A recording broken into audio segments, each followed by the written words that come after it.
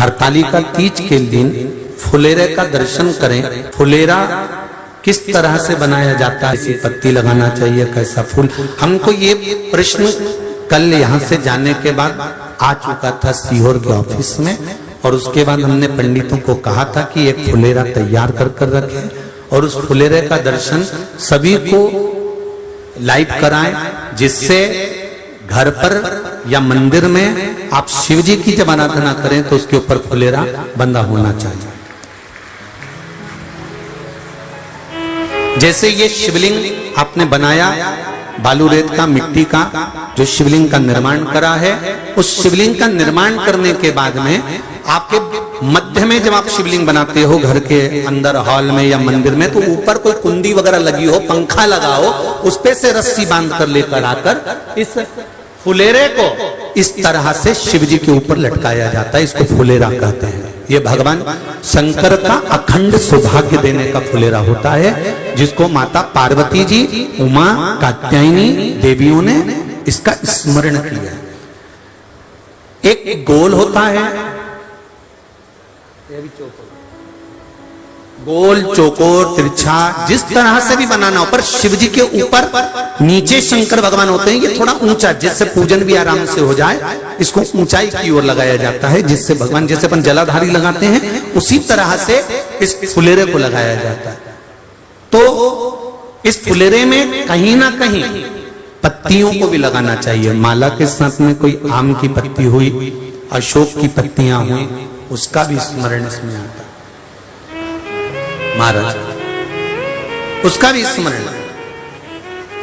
जैसे भगवान देवाधिदेव महादेव का शिवलिंग का दर्शन हो गए सबको फुलेरा का? अरे जम के तो बोलो, हो गए ना? और जितने लोग आस्था पर सुन रहे हैं, जितने लोग फेसबुक यूट्यूब पर सुन रहे हैं, अगर आपके स्मरण में फुलेरा नहीं हो तो उसका दर्शन अवश्य करिएगा।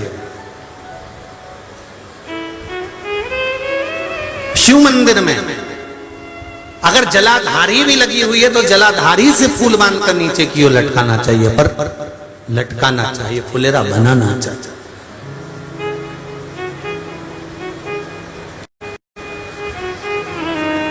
सात फल हैं फुलेरा के। कितने फल हैं? 7। ध्यान दीजिएगा। पहला,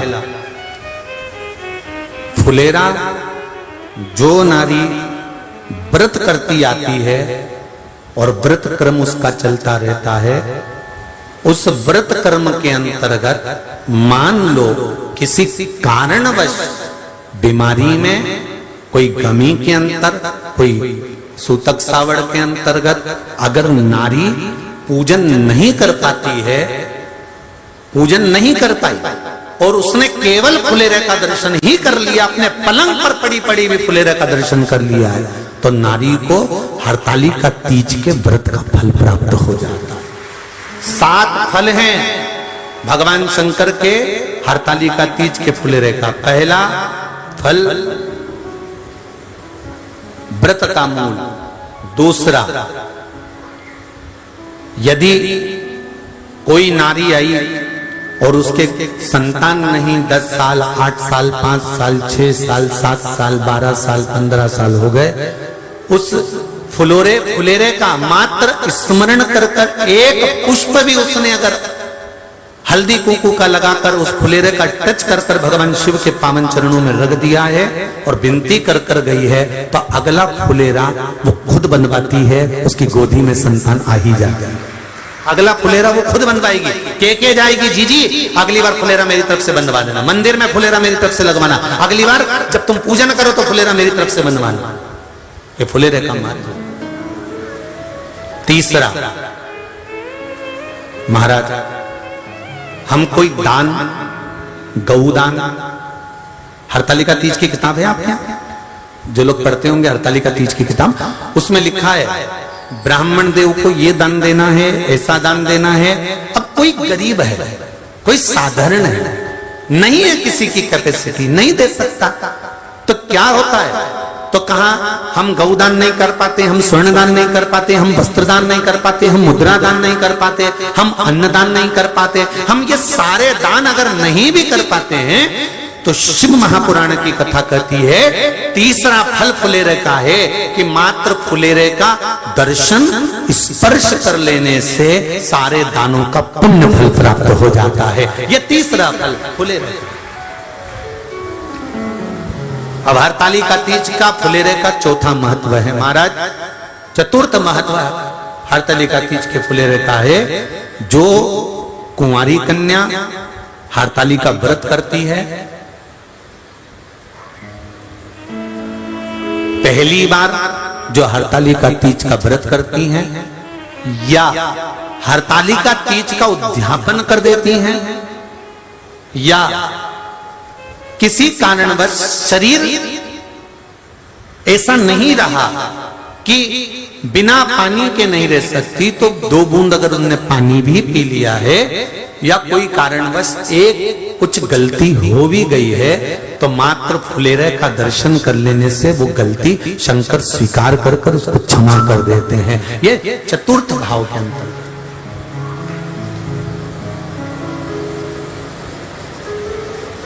फुलेरे का अगला वर्णन करा गया महाराज शिव तत्व की ओर, शंकर भगवान की ओर। हम ना काशी जा सकते हैं, हम ना सोमनाथ जा सकते हैं, हम ना किसी स्थान पर जाकर एकांत में भगवान शंकर का स्मरण कर सकते हैं। मान लो हमें एकांत में बैठकर शिव की भक्ति करना है, किसी मंदिर में किसी देवालय में जाकर भक्ति करना है, तो फुलेरे का मात्र दर्शन करने से, पूजन स्मरण करने से उस भक्ति का फल भी हमारे खाते में आ जाता है। और फिर अगला आखिरी का जो वर्णन किया गया है वो कहा गया कि पार्वती मैया गुफा में जाकर भगवान का भजन करती थी, शिव का स्मरण करती थी और फिर अपनी सहेलियों के साथ बैठकर शंकर का स्मरण करा, जिसका फल पार्वती को मिला। तो कहा हम ना किसी गुफा में प्रवेश कर सकते हैं, ना हम किसी गुफा में या जंगल में जा सकते हैं। इस फुलेरे के नीचे शंकर भगवान की जब अर्चना करते हैं, आराधना करते हैं, हरतालिका तीज के दिन फुलेरे के नीचे हम भगवान शिव की पूजन करते हैं, तो हमारा वन में किया गया भजन का फल ही हमको प्राप्त हो जाता है। ऐसे फुलेरे का हरतालिका तीज का पूजन व्रत कुंवारी कन्या कर सकती है, शादी होने के बाद भी नारी कर सकती है। अंतिम अवस्था तक प्राण छूटे तब तक हरतालिका तीज का व्रत नहीं छोड़ना चाहिए। एक व्रत हमेशा याद रखो, एक एकादशी और एक हरतालिका। हाँ इतना जरूर है, ज्यादा शरीर बेकार हो गया, बुढ़ापा आ गया, शरीर नहीं साथ दे रहा, तो कुछ फल खा लो, कुछ चाय दूध जूस आप लेकर कर लो। इतना भी नहीं बने, शरीर बहुत ही बेकार हो गया, तो आप एक समय फल का फलहार धारण कर लो, ठीक है। पर हरतालिका व्रत करने वाली माताएं भले उद्यापन कर दे, तो उस व्रत को थोड़ा हल्का कर लो। उद्यापन करा मतलब तुमने व्रत को हल्का कर लिया, थोड़ा हल्का कर सकते। हरतालिका तीज का जो व्रत का उद्यापन करते हैं उसमें 5 चीज रखते हैं ना, 5 कपड़े स्त्री के, 5 कपड़े पुरुष के, 5 तरह का अनाज, 5 तरह का फलहार, 5 तरह का फल।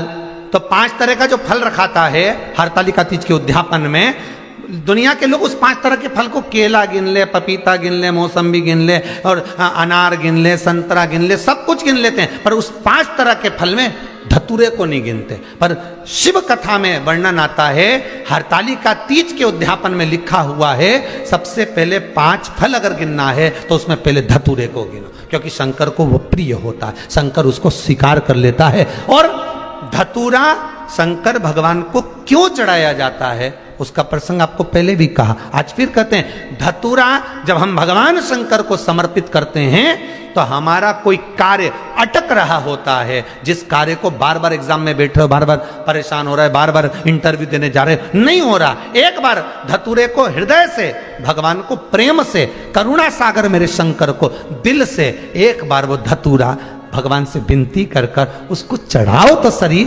भगवान तुम्हारा कार्य सफल कर देगा। पर दिल से चढ़ाना, हृदय। हरतालिका तीज की पूजन करने वाले को चाहिए कि बालू का, मिट्टी का शिवलिंग बनाना चाहिए। फुलेरा जो बनाया गया है ऊपर शंकर जी के ऊपर लटकाने के लिए, टांगने के लिए उसके नीचे शिव, पार्वती, गणेश जी की सुंदर बालू की मूर्ति बना लेना चाहिए, पार्थिव लिंग का निर्माण कर लेना चाहिए, शिव की आराधना करना चाहिए। जो फल आपके पास में हो शंकर को समर्पित करना चाहिए, पूजन करना चाहिए, आराधना करो। सबसे पहली पूजन हरतालिका तीज की प्रदोष काल के अंतर्गत हो जाना चाहिए, शाम के समय पर। प्रयास करा करो प्रदोष काल के समय पर पहली पूजन हो जाए तो ज़्यादा अच्छा।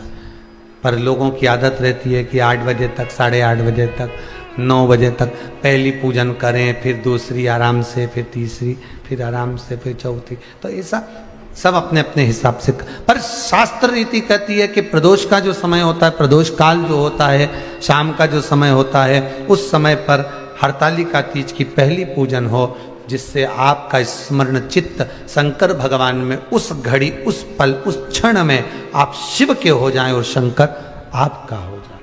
हाँ, अगर किसी के आने में देरी हो, कोई आ नहीं पा रहा है, बहुत देरी हो रही हो, तो हरतालिका पूजन व्रत वर्णन करता है कि शिवलिंग का निर्माण, पार्वती जी की मूर्ति का निर्माण, गणेश जी का निर्माण और फुलेरा जो बनाया हुआ है, ये प्रदोष काल के पहले बंद कर तैयार हो जाना चाहिए। प्रदोष काल के अंतर्गत फुलेरा नहीं बनना, फुलेरा पहले बन जाना चाहिए। और बहुत विशेष बात ध्यान रखिए हरतालिका तीज की, कि शंकर जी का जो आपने स्वरूप बनाया है, पाटे में, थाली में, चौकी पर, चौरंग पर जो स्वरूप बनाया है, वो पहले नहीं रखना है। पहले क्या बांधना है? फुलेरा। पहले फुलेरा बांधिए, उसके बाद उसके नीचे शंकर जी को रखिए। कई अब जो हरतालिका तीज का पूजन करते हैं तो उनके लिए हो गया, अब दूसरे के लिए भी सुन ले। जो नारी हरतालिका तीज का पूजन नहीं करती, व्रत नहीं करती, साधना नहीं करती, उसके लिए भी कहा गया कि आप अगर ये व्रत नहीं करते हो तो एक कार्य जरूर करना, कहीं पर फुलेरा बंधा हो, हरतालिका की पूजन हो रही हो, 5 मिनट 10 मिनट निकालकर अपने आसपास के किसी पौधे में से पत्तियां लेकर या पुष्प लेकर, 5 वृक्ष की पत्ती या 5 वृक्ष के पुष्प लेकर शंकर भगवान को जब पूजन हो रही हो, 5 मिनट माताएं जब पूजन कर रही हों, तब आप भी उस पुष्प को, उस पत्तियों को शंकर को समर्पित कर सकते हो। ये नहीं चढ़ा सकते तो 5 फल नहीं चढ़ा सकते तो 5 कुछ भी पुष्प आदि का आप शिव को समर्पित कर। पर क्यों चढ़ाया जाता है, किस लिए चढ़ाना चाहिए? तो कहा कन्या स्त्री अगर मान लो हरतालिका का व्रत नहीं करती, पूजन नहीं करती, आराधना नहीं करती, तो वो कन्या, वो नारी, वो स्त्री, वो पुरुष कार्य तो बहुत करेगा, दुकान भी 4 चलाएगा, व्यापार भी बढ़ाएगा, पर संपदा को जोड़ नहीं पाएगा। 1 रुपए कमाएगा, 1.25 रुपए खर्च वाला काम चलेगा।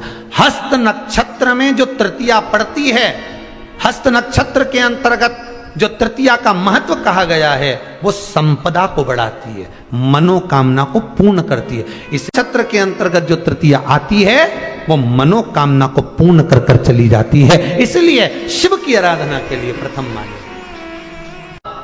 हस्त नक्षत्र में किया गया दान, हस्त नक्षत्र के अंतर्गत तृतीया के दिन किया गया पुण्य, हस्त नक्षत्र में तृतीया के दिन किया गया श्रृंगार, हस्त नक्षत्र में तृतीया के दिन करा गया अपना सुंदर सिंदूरा, भगवान का आनंद, 5 तरह के वस्त्र, 5 तरह के स्त्री के वस्त्र, पुरुष के वस्त्र, 5 तरह का फल, 5 तरह का अनाज, ब्राह्मण को बुलाकर ब्राह्मणी के साथ आप या तो ब्राह्मण से उद्यापन करवाएं या फिर आप स्वयं भी करते हैं तो शिव को समर्पित करके ब्राह्मण और ब्राह्मणी को भोजन कराकर वो भाग प्रदान करें। यही हरतालिका तीज के उद्यापन का वर्णन आता है। सुंदर भाव से हरतालिका माता आप सभी की मनोकामना पूर्ण करे। हर हर महादेव।